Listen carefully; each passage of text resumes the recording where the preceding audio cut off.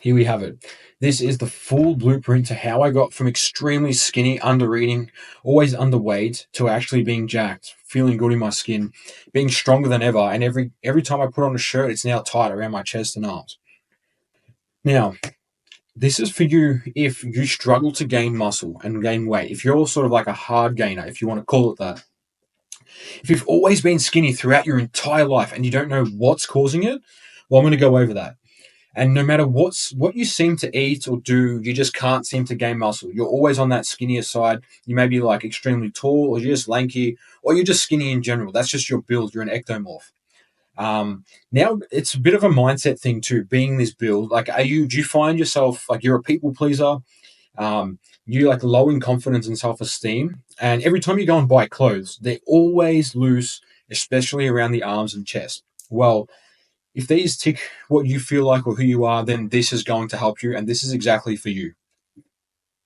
So these are the 4 pillars I'm going to cover, and this is going to be pretty much everything you need to understand how to make this transformation on your own.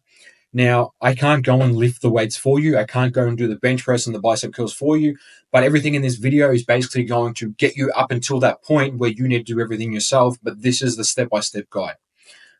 So it's obviously your why. Why do you want to do this? We're going to go over your nutrition, your mindset, training protocols, and at the end, I'm going to go over some results that I've gotten and some people I've worked with have gotten, which is quite mind-blowing to say the least, because this is not, I guess, a common theme that you see for skinny guys building such amounts of muscle in a short amount of time. So your why. How long, if you think in your mind, do you think you've been skinny for? Do you think these are your genetics? Do you think you're born like this and you're destined to be skinny for your entire life? Because I'll tell you, going back to that picture at the start that you saw, I was super skinny. I was like, when I started training, I think it was like 55, 60 kilos. What's that in pounds? I think I was like 130 pounds or something. And now I'm like 82, 83 kilos, and I think that's like 190 pounds. So I've bulked up a considerable amount. And don't get me wrong, I'm not insanely tall either. I'm only like 5'9", maybe 5'10" with some shoes on. I'm no crazy tall guy. But I've put on a stack of muscle. And how I've done it, I'm going to go over. So think, why do you actually want this, right? Because when you get this physique, when you get jacked, it's going to change the way people look about you, people feel about you. You're going to have a certain amount of authority and presence about you. When you go into meetings with people or when you meet someone for the first time, you shake someone's hand and you're jacked, like your sleeves are tight around your arms, your chest is out. And someone, like the person you're meeting, looks at you and they're like, fuck, this guy, he's serious. Like, I can see how disciplined he is through his physique, through the way he carries himself, his body language, his confidence. And people will treat you so differently. And I'm not just talking about guys, but the way girls look at you as well. That is another thing that, we may go into, we may not. But you get the idea, guys. Now, do you actually fear change? And it's not so much fearing change, but do you fear the work required to get you there? And I understand. I thought this was an uphill battle. Like, I was stuck this way forever, and I could never actually change it. It's just my genes, It was just my makeup. I couldn't change who I was. But lo and behold, and cut it short, I could change everything. Following certain systems and places that you're going to learn, you can change your physique, your structure, your build, and you can look sick. Even if you're a skinny ectomorph, you can make yourself look unbelievable. And that's what I'm going to show you. And again, like, once you make this transformation, people's minds and their opinions about you will change dramatically. The authority you hold in the space, the confidence you'll command, all these things will change, man. And it's you won't believe it until you experience it firsthand. But anyway, without further ado, let's get right into it. It's going to require some attention. So if you can sit, and you may want to take some notes with a pen and paper, because I'm basically dropping everything for free here for you guys. Like I said, this is going to give you everything except me actually picking the weights up for you. So this is your nutrition. These are the basics. This is exactly what I did. I started off eating if it fits your macros, and I thought I could eat anything as long as I hit my protein, fats, and carbs goal. No, regardless, I thought I could go to eat fast food or eat pizza, and as long as I hit my protein goals, I thought it would work. But then I did research and studies, and this took me a long time to understand. Not all protein is equal. You eat protein from soy and plant-based, it's nowhere near as absorbed or bioavailable as animal-based protein. And this is why red meat is king. Red meat has the highest amount of amino acids, the essential amino acids available, and they're bioavailable. your stomach digests it, and we've evolved to literally eat red meat over thousands of years.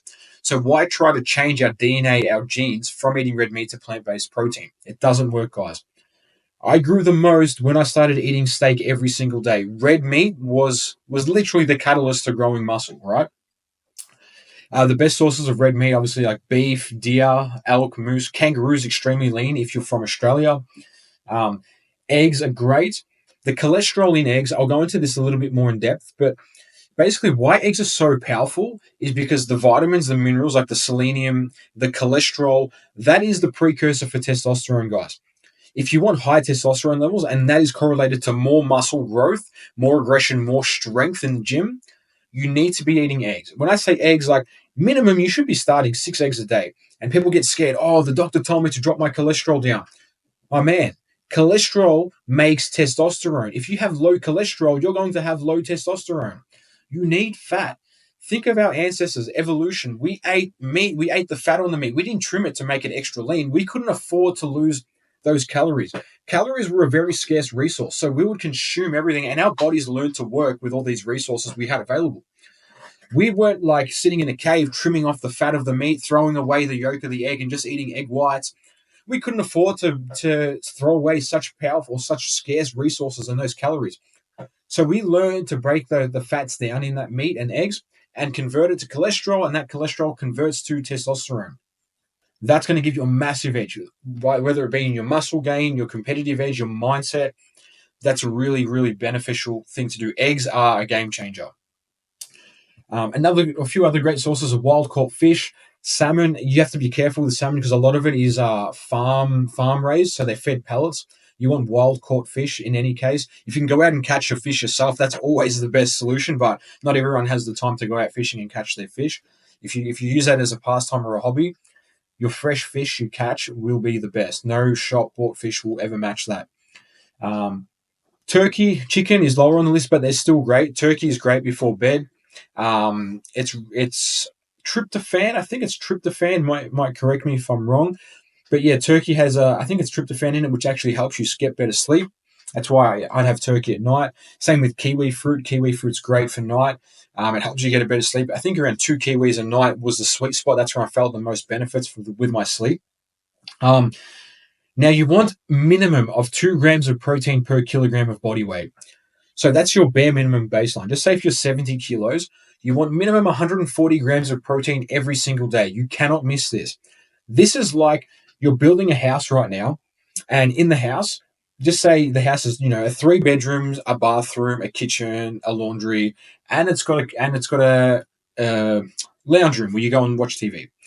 Now imagine you've only been given like 5 pellets of bricks, like 5 stacks of bricks, but you need like 8 or 10 stacks of bricks to build the house. That's what it's like when you're trying to build muscle. If you've only got a certain amount of protein, you can't build the full house. You can't make it because you don't have enough resources in your body to build the muscle. So protein, as you know, is the name of the game, and they're the best sources to get your protein from. The best way to have your protein is at least 30 to 40 grams of protein before you work out. So this is going to act like a muscle protectant. It's going to increase your muscle protein synthesis. It's going to keep your body in an anabolic state. So this is going to make your body in a state where there's abundance of resources and you can actually grow new muscle tissue. This is key. This acts as a muscle protectant, and it's like when you go on a bike ride, it's like wearing your helmet, right? It's going to protect your head. When you go and train heavy for long periods of time, protein is going to protect your muscle. So think of protein, it's best before the gym. It enhances your mood, especially for men. The amino acids act as neurotransmitters, and protein is made up of amino acids like tyrosine, phenylalanine. If I didn't butcher that word, you know what I mean, which are the raw materials to create dopamine. And this is the drive, focus, and ambition neurotransmitter. So after you finish in the gym, or even while you're in the gym and you're getting these mad pumps, you look at yourself in the mirror and you're looking jacked, and you start to release dopamine. That is real dopamine. That is not from porn, from fast food, from video games, from all these fake sources. That is pure, real dopamine. And when you rewire your brain to want to chase that real dopamine, that's when you want to go to the gym 4 or 5 days a week, and you'll grow like crazy. More dopamine is more motivation, aggression, and intensity in your training, and that leads to results in muscle gain. Carbs are very important as well. I understand carnivore diet is extremely popular, and I agree with majority of it. It's great, but you need to be flexible with carnivore. You need to be flexible and add in carbohydrates. The best sources are clean carbs, obviously from fruits. I love bananas, like I said, kiwi fruits, berries, raspberries, blackberries, grapes, honey, raw milk, organic maple syrup. They're the best sources of carbs. The next best one down on the line of that is clean white rice. It's a very clean, neutral carb source. Then under that, we have like sweet potatoes and potatoes, tomatoes, things like that. They're from the nightshade group of plants. So they're okay. They can be inflammatory to some people, to your joints. You may get, like, if you have a lot of these carbs, you may get joint pains like in your elbows, tennis elbow, things like that. It's just purely on an inflammation base. Some people can take it, some people can't. But if you stick to the top carb source, like I said, all your fruits, berries, honeys, maple syrups, raw milk, all that stuff is the best, easiest on your body to digest, and you'll get the best bang for your buck and performance out of that. So these will fill and restore the glycogen in your muscle. I like to save carbs later for the evening, as these also help me sleep, and they I like them post workout because it's like I've zapped my energy, I've zapped my muscles, I've depleted them of glycogen. Now after my workout, I'll go and have carbs, and it refills the muscle of carbohydrates. Think of carbs good for post gym, and their mood and a recovery hack. So they spike your insulin, or your insulin goes up, and that makes your cortisol go down because they work in correlation with each other. Just say your cortisol's high, you've had a coffee and you're like stressed out, you're anxious, you smack heaps of carbs up, that brings your insulin up, that'll drop your cortisol down. So think at nighttime in terms of when you want to relax, when you want low levels of cortisol, you have carbohydrates. In the mornings, you want high levels of cortisol, not too high, but enough to keep you alert, to keep you focused. And if you got work to do, it makes your mind in the zone. That's why I like to do all my work in the mornings, because I'm most alert then. That's when I get all the bulk of my work done. After training as well, your cortisol is elevated. So carbs help increase your insulin, which will blunt the cortisol spike and put you in a more parasympathetic state. So it's a rest and digest state where you can actually recover from the workout, because recovery is as important, or if not more important, than the actual workout itself. You can train and train and train, but if you're not recovering right, you're never going to grow new muscle tissue, and you're going to be in that flight or fight stage. You're going to be stressed, anxious. Your blood pressure is going to be whacked. Your cortisol is going to be whacked. Your testosterone is going to be low. So you need to understand like how carbs and protein actually affect you.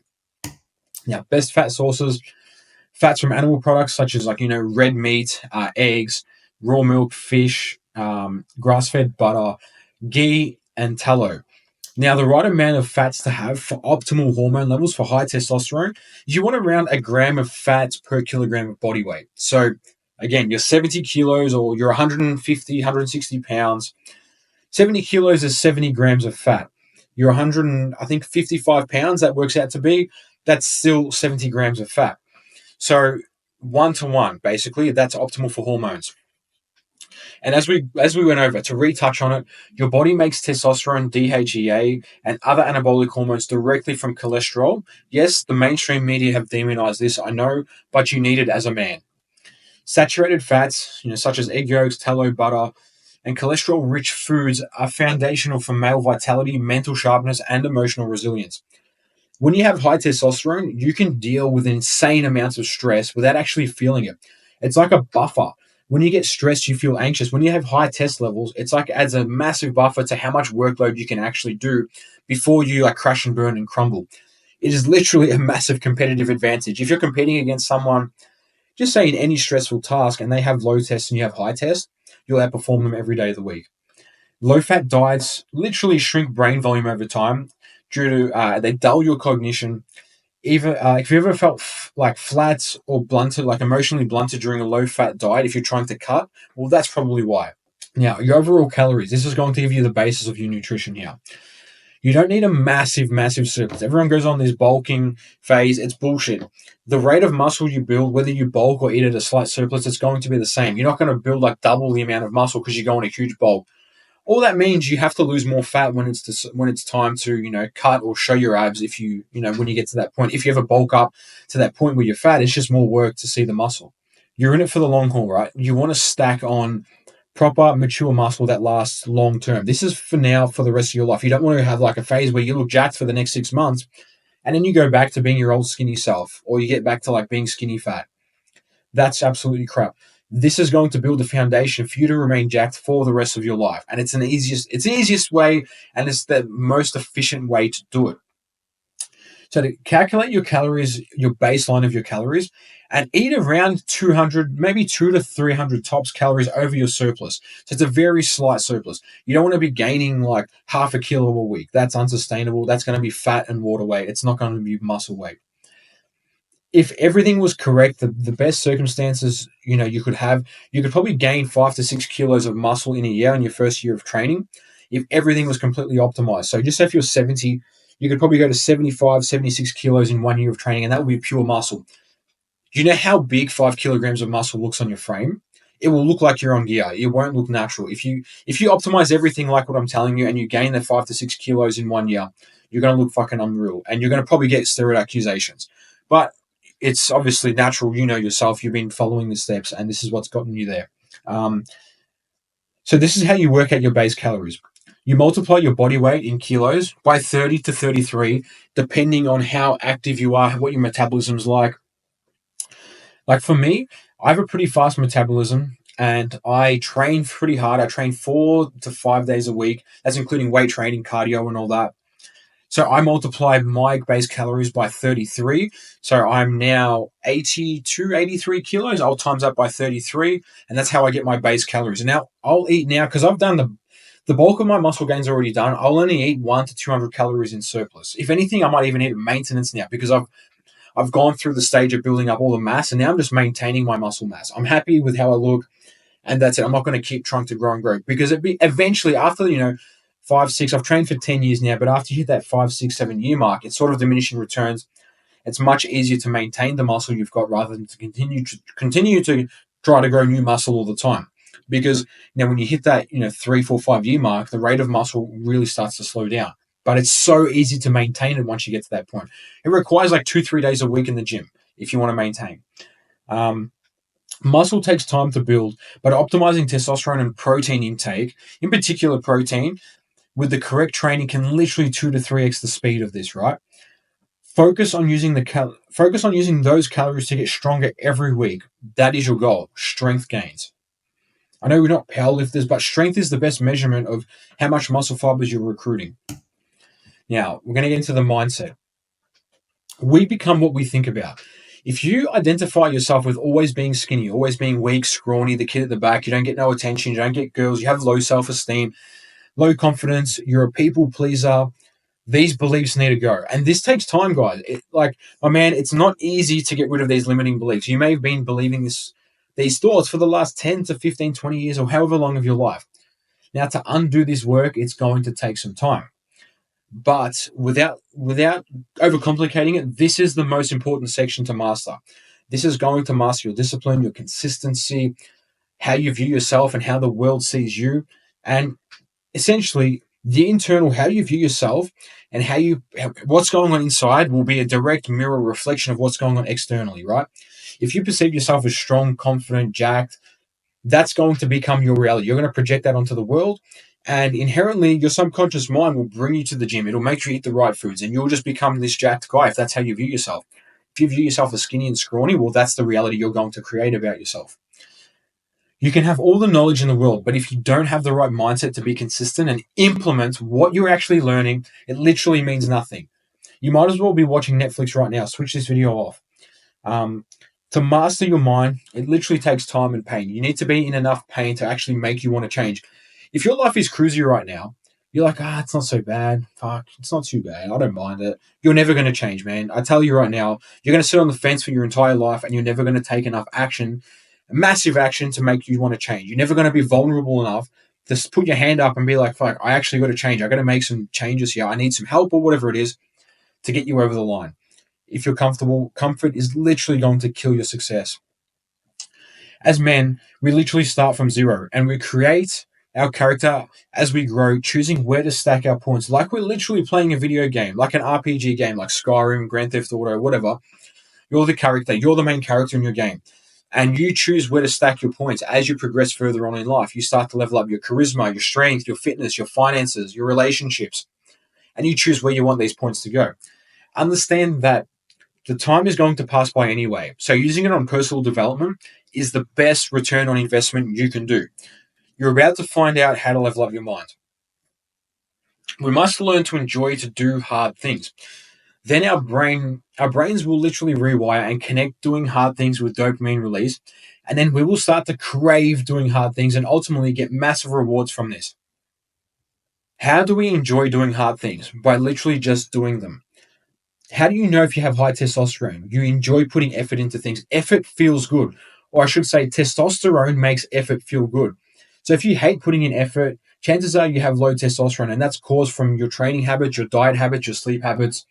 I have a whole separate video section on this, on just raising testosterone, because that's how important I believe testosterone is as a man. It's probably the single most important health marker. Things that are hard that you can get used to doing in your mindset are things like cold showers, sparring in MMA, kickboxing, or Muay Thai, getting that adrenaline rush, feeling extreme competition, training until failure. All these things you're going to notice the common theme is being uncomfortable. Approaching people in public or approaching girls. If you've never spoken to a girl before, man, it's time to go out and find a girl who you think's nice and have a chat with her. It doesn't have to be to ask her out, but you talk to her, like, see how her day's going, see what she's up to, what she does, what's her career. Just start to form these connections outside of your outside of your bubble, and it's going to get your brain like getting used to being uncomfortable. Because getting uncomfortable is what it's going to take to change your body, to change your mind, and to level up your physique. You need to find your edge and just go beyond, just slightly push beyond what you think you're capable of. Now, I recommend this book to every man watching this. The Way of the Superior Man by David Dieter, I think his name is. Just Google The Way of the Superior Man, grab it on Amazon or whatever. One of the best books in men's personal development space. Semen retention is going to be an incredibly powerful tool for your mindset.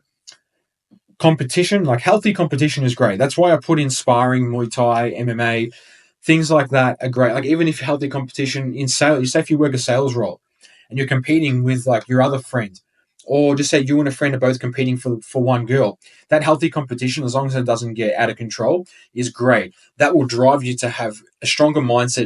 It'll make you have more dopamine when you win. And taking notes on your wins. So every time you get a small win, recognize it, play it in your mind. Just say, for example, you tracked your macros for a week straight. That's a win.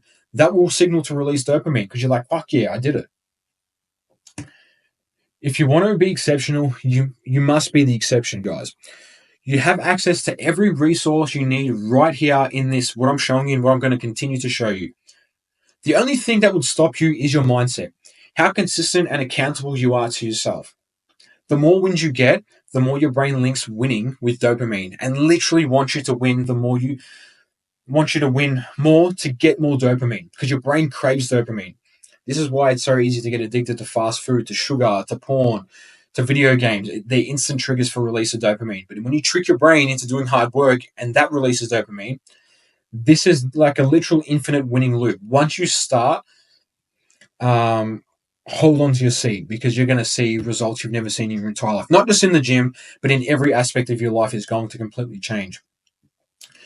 Do you trust yourself? Do you trust yourself to give yourself these results right now? Because if you don't, if you have trust issues, seek someone who you do trust, because this could be the missing link to hold you accountable. You can build up trust with yourself by saying you're going to do something and actually see it through. If you're saying, I'm going to track my macros and hit the gym 3 times this week, actually do it. Build this trust up. Because if you say you're going to do that and then you fail, your mindset's going to keep going down and down and down. And you're not going to be able to trust yourself. And that's just going to have a really negative impact on your confidence, your self-esteem, and your overall mindset and your physique. So have someone there. Now, training. We're going to get into here comes the saucy part. This is what probably a lot of you guys have been waiting for, to know the training splits, what actually works, what's bullshit. The best training split is one you can stick to. Simple, effective, and it has to overload the muscle on a weekly basis. I did start off doing the bro split, like the bis and tris, the chest and back. The arm days, or I do like chest and tris, back and bis, shoulders, legs. That was limiting me. I found the best split that gave me the most growth is upper body, lower body, upper body, lower body, the 4-day split. You're getting upper, lower, 4 days a week, and this allows it's going to target all your muscle groups twice a week. Now, this wasn't just my anecdotal evidence. This is what science shows too, that hitting your muscles twice a week is the most effective frequency for growth. This is going to make your muscles grow the quickest. Only the last 5 reps until failure matter for muscle growth. Forget the 15 to 20 rep sets. I was thinking, like, when I wanted to get ripped, I'm like, oh, I'm going to do 20, 25 reps. It's going to rip the muscle. That was bullshit. Didn't do nothing. Then I started to work in the rep ranges of 6 to 8 reps. No matter if I was trying to build up muscle, bulk up, or cut fat down, whatever it was, 6 to 8 reps is always king. And because I said the last 5 reps, when you're working till failure, only the last 5 reps really matter. That's what contributes to muscle growth. If you're doing 20 reps, the first 15 reps are wasted. So if you're working 6 to 8, the first 2 to 3 reps, you get that mind-muscle connection, you get a feel of the movement, and then all out until failure. For example, on your push day, I would do bench press, incline flyers. Then I'd move into back, so pull-ups, bent over rows. Then I'd go to shoulders, so standing shoulder press. Then I hit a bit of arms, so tricep extensions and barbell curls. All of these exercises are working for 6 to 8 reps, and they're 4 sets each. For the second push day later in the week, just if I hit push on Monday and I'd hit push again on, just say, Thursday, I would make it more of a shoulder and arm and shoulder dominant day. So I would include 2 shoulder exercises with 1 chest, 1 back, and 2 arm exercises. The same goes for lower body day. I do a quad dominant day and a hamstring dominant day, but essentially still hitting both muscles twice a week. The key here is to go heavy and hard. Intensity is number one. It always has been. It always will be. Your muscles need a reason to grow, my man. If you're lifting easy, if you're not lifting heavy enough, your muscles think, fuck, this is easy. Like, I can do this forever. If you're failing, if you're making the muscle fail, if you have enough mechanical tension, that's what you need to make the muscle grow. The muscle thinks, fuck, I've actually got to grow. I've got to expand. I've got to get stronger to pick up this muscle. Because I'm failing. Like, if I'm dropping this muscle, then it's going to crush me or whatever. It's going to drop. I can't physically do the work. So I need to grow. I need to adapt to move this weight now. That's going to be the driving factor of growing new muscle tissue. Now, if you're stuck along this far, these are the results. You can see myself. Look how skinny I was to now. And these are some of the guys I've worked with. Andreas, he's another great example. He's tracked. He's done the work. He's stacked on muscles from super skinny ectomorph to jacked. Same as me. Super skinny ectomorph hard gainer to jacked. Caden, I'm so upset because I didn't have a good before photo of him, but same with him. Jacked. Now, thanks for watching this video. I know it's been lengthy. I've tried to pack in as much value as I could. And if you stick to it, you will get results. If you want to connect more, feel free to, check out my Instagram. I post content like this all day, every day, through my stories, through my reels, always giving you free value tips as much as I can because I want to help as many of you guys as I can because I know how it felt for me being super skinny. I was sick and tired of it. I wanted to get jacked. I wanted to be that guy. And eventually I got there. But if I can make it quicker, if I can speed up the process 2 to 3 times quicker for you guys, that's what I'm here to do. If you still want more help after this as well, don't be afraid. Like I said, shoot me a message on Instagram and you can book a call in with me on my Calendly link below. I'm happy to chat with you guys. And again, I must end it with like and subscribe as always. Thanks again for tuning in, guys.